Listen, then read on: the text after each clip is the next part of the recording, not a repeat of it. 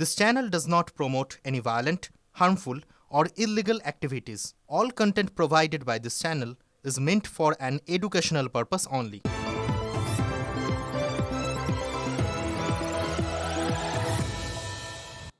নমস্কার, টিভি9 বাংলায় আপনাদের প্রত্যেককে স্বাগত। শুরু করছি নিউজ টপ 9 টিভি9 বাংলায়। লিমা রয়েছে। এই মুহূর্তে বড় খবরে নজর রাখছি। দিল্লি ও আগরতলায় ভিসা সেন্টার বন্ধ করলো বাংলাদেশ। আরো একবার বলছি, দিল্লি ও আগরতলায় ভিসা সেন্টার বন্ধ করলো বাংলাদেশ। এই মুহূর্তে কি খবর আসছে আরো ডিটেইলে আমরা জানার চেষ্টা করব জ্যোতির্ময় কর্মকারের কাছ থেকে। জ্যোতির্ময়, দেখো, এতদিন পর্যন্ত বাংলাদেশের রাজনৈতিক নেতারা তাদের দেশের মাটিতে দাঁড়িয়ে ভারত বিরোধী মন্তব্য করছিল, কিন্তু এবার যখন আগরতলা এবং দিল্লিতে ভিসা কেন্দ্র বন্ধ করার সিদ্ধান্ত নেওয়া হলো, স্বাভাবিকভাবেই ভারত সম্পর্কে বাংলাদেশের বা মোহাম্মদ ইউনূস সরকারের বিদেশ নীতি কোন দিকে যাচ্ছে তার অভিমুখতা সম্পূর্ণভাবে স্পষ্ট হয়ে গেল। গত কয়েকদিন ধরে ঢাকায় অবস্থিত বাংলাদেশ হাই কমিশন, চট্টগ্রামের ডেপুটি হাই কমিশনারের অফিস, রাজশাহীর ডেপুটি হাই কমিশনারের অফিস, খুলনায় একই ঘটনা আমরা দেখেছি যে বিভিন্ন দূতাবাসগুলিকে ঘিরে বিক্ষোভ দেখানো হয়েছে এবং কোথাও কোথাও দূতাবাসের ভেতরে ঢোকার চেষ্টা পর্যন্ত হয়েছে এবং সরাসরিভাবে ভারতের অফিসারদের বা অ্যাম্বাসেডারদের সরাসরিভাবে প্রাণনাশের হুমকি দেওয়া হচ্ছে বা সেই ঘোষণা করা হচ্ছে।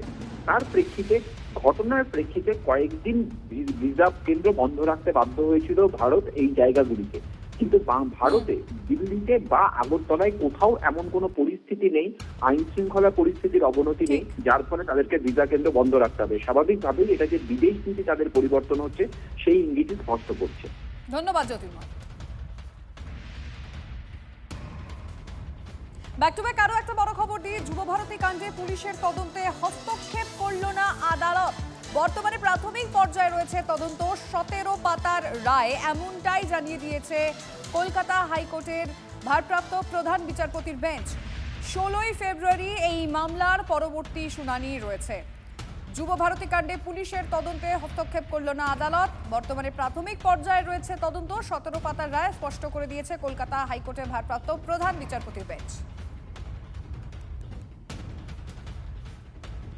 ভোটার খসড়া তালিকায় নো ম্যাপিং বা আনম্যাপড হিসেবে লক্ষ লক্ষ মতুয়ার নাম থাকার সম্ভাবনা রয়েছে। যাদের একটা বড় অংশের মা বাবা ঠাকুরদার নাম নেই 2002 এর ভোটার তালিকায়, এবার তাদের ডাক পড়বে শুনানিতে। এই প্রেক্ষাপটে মতুয়াদের নাম বাদ দিয়ে ইঙ্গিতপূর্ণ মন্তব্য কেন্দ্রীয় মন্ত্রী তথা বিজেপি সাংসদ শান্তনু ঠাকুরের। ভারতবর্ষের সরকারকে সহযোগিতা করার জন্য আমাকে যদি এসআইআর ঝেলতে হয় তাহলে ঝেলবো না কেন? আজকে 50 লাখ রোহিঙ্গা মুসলমান, বাংলাদেশি মুসলমান, পাকিস্তানি মুসলমান যদি বাদ যায়, তার মধ্যে 1 লাখ যদি আমাদের সমাজের মানুষকে একটু স্টপ থাকতে হয়, ভোট দেওয়ার জন্য বিরতি থাকতে হয়, তাহলে কোনটা লাভ? বিজেপির পরিবর্তন সভা ঘিরে ধুন্ধুমার। বড়নগর পুরসভার 12 নম্বর ওয়ার্ডের মতিলাল মল্লিক লেনে তৃণমূল ও বিজেপির সংঘাত।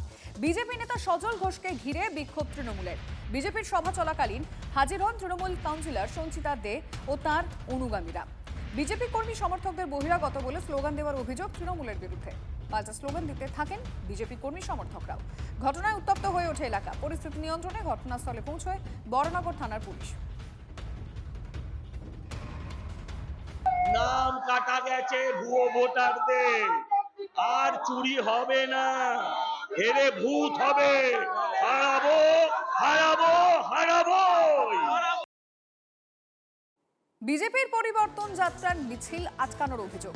ধূপগুড়ির নেতাজি পাড়ায় বিজেপির মিছিল আটকাতে বিক্ষোভের অভিযোগ তৃণমূলের বিরুদ্ধে। ধূপগুড়ি ট্রাফিক পয়েন্টে মুখোমুখি চলে আসে দুই দলের কর্মী সমর্থকরা। শুরু হয় বচসা। ঘটনায় বেশ কিছুক্ষণ অবরুদ্ধ হয়ে পড়ে এশিয়ান হাইওয়ে।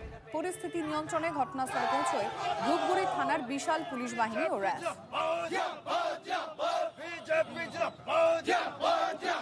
বাংলাদেশে হিন্দু তরুণ দীপু দাস হত্যাকাণ্ড নিয়ে কলকাতার রাস্তায় তুলকালাম। শুভেন্দু অধিকারীর নেতৃত্বে বাংলাদেশের ডেপুটি হাই কমিশন অফিস অভিযান গেরুয়া শিবিরের। পুলিশের ব্যারিকেডে থমকালো মিছিল, তুমুল হট্টগোল হয়। শুক্রবার আবারও ঘেরাওয়ের অভিযানের ডাক বিরোধী দলনেতার। বুধবার কর্মসূচি ভারত বাংলাদেশ সীমান্তেও। পুরোটাই আই ওয়াশ। মোদী সরকার কেন এই বিষয়ে চুপ? পাল্টা প্রশ্ন তৃণমূল আইএসএফ এর। একই ইস্যুতে পথে কংগ্রেসও। চন্দন দাসকে যা করেছিল তাই করেছে দীপু দাসের সঙ্গে। মুর্শিদাবাদের জাফরাবাদে বাবা ছেলে খুনের সঙ্গে ওপারে ময়মনসিংহের দীপু দাস হত্যাকাণ্ডকে মিলিয়ে দিলেন বিরোধী দলনেতা।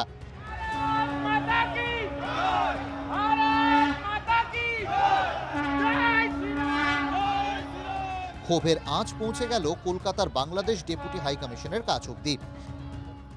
শুভেন্দু অধিকারী কিন্তু রীতিমতো বলেছিলেন যে যে ঘটনা ঘটেছে বাংলাদেশে, যেভাবে দীপু দাসকে যেভাবে খুন করা হয়েছে, যেভাবে আজ মনে করে মেরে ফেলা হয়েছে, তার দাবি কিন্তু উত্তাল হবে এবং সেই উত্তাল কিন্তু হতে শুরু করেছে। ব্যারিকেড ভাঙার চেষ্টা হচ্ছে, তুমি দেখতে পাচ্ছ ব্যারিকেড ভাঙার চেষ্টা হচ্ছে। পুলিশের ব্যারিকেডে বাধা পেয়ে রাস্তায় বসে পড়েন বিজেপি নেতা ও কর্মীরা। শুরু হয় তুমুল বিক্ষোভ।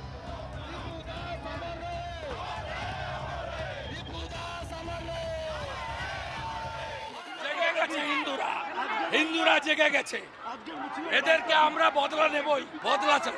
গত এপ্রিলে ওয়াকফ আন্দোলন ঘিরে হিংসার আগুন ছড়ায় মুর্শিদাবাদের শামশেরগঞ্জের বিভিন্ন এলাকায়।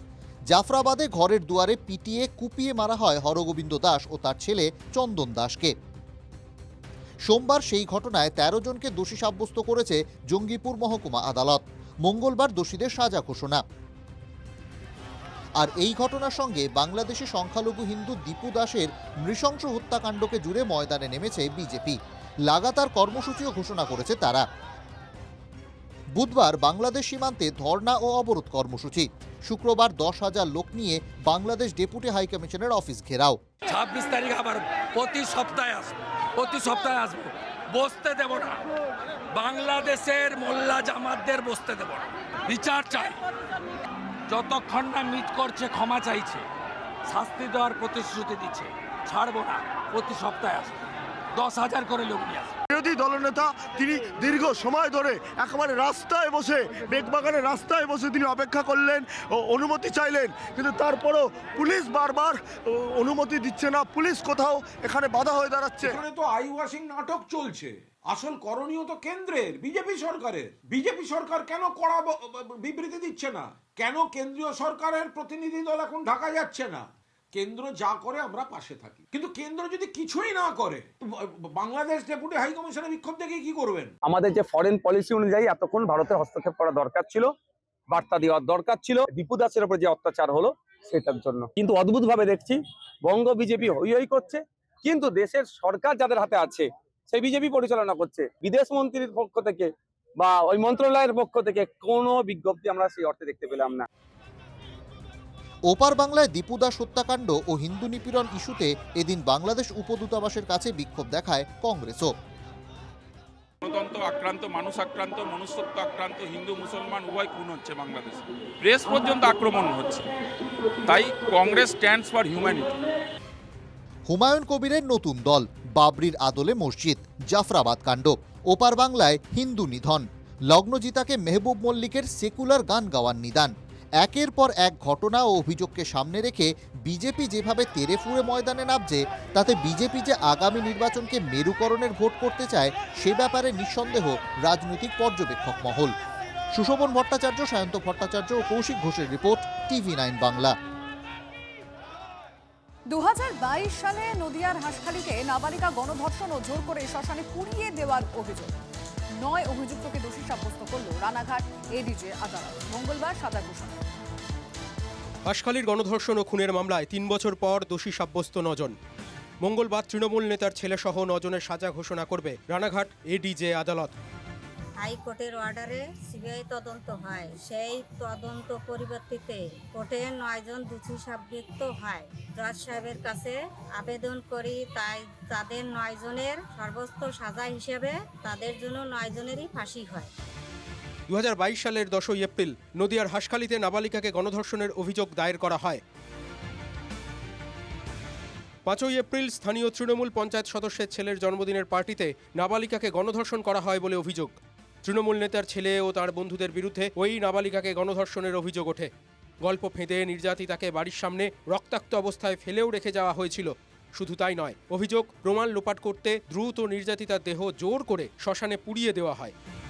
আমার মেয়ের গণধর্ষণের প্রথম তো রাজ্যের পুলিশ সমস্ত কেস ধামাচাপা করতে চাইছে। পুলিশের বিরুদ্ধে নিষ্ক্রিয়তার অভিযোগ তুলে হাইকোর্টে মামলা করে নির্যাতিতার পরিবার। সিবিআইকে ঘটনার তদন্তের ভার দেয় হাইকোর্ট। দোষীদের বিরুদ্ধে পক্সো ধারায় মামলা রুজু হয়। সেই মামলায় 9 জনকে দোষী সাব্যস্ত করল রানাঘাট মহকুমা আদালত। মঙ্গলবার তার সাজা ঘোষণা। Mahadev Kundu report, TV9 Bangla.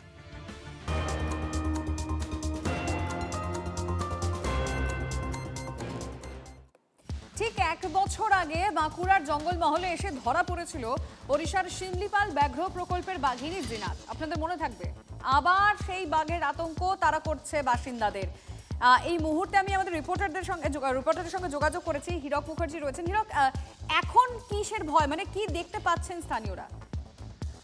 দেখো, গতকাল বাঁকুড়ার শিমলাপালের বন দুবরাজপুর এলাকায় সেখানে আলুর জমির মধ্যে বড় বড় পায়ের থাবার দাগ দেখেছিলেন স্থানীয় বাসিন্দারা, এবং তার 24 ঘন্টা কাটতে না কাটতেই আজকে সকালে ওই বন দুবরাজপুর এলাকা থেকে বেশ কিছুটা দূরে বিক্রমপুর এলাকায় একইভাবে আলুর জমিতে ওই থাবার দাগ দেখতে পান স্থানীয় বাসিন্দারা যেটা বলছেন যে এই থাবার দাগ দেখে তাদের যেটা প্রাথমিকভাবে অনুমান হচ্ছে যে এই থাবার দাগ আসলে বাঘেরই, এবং যেহেতু এলাকায় বাঘ ঢুকে পড়েছে এমনটাই তারা মনে করছেন। স্বাভাবিকভাবে এলাকায় যথেষ্ট আতঙ্ক ছড়িয়ে পড়েছে, কারণ অতীতে যদি দেখা যায় মাত্র 1 বছর আগেই কিন্তু জিনাত এই জঙ্গল মহলে বাঁকুড়ার রানীবাঁধ ব্লকের বিভিন্ন জায়গায় জিনাত ঘুরে বেরিয়েছে। ধন্যবাদ।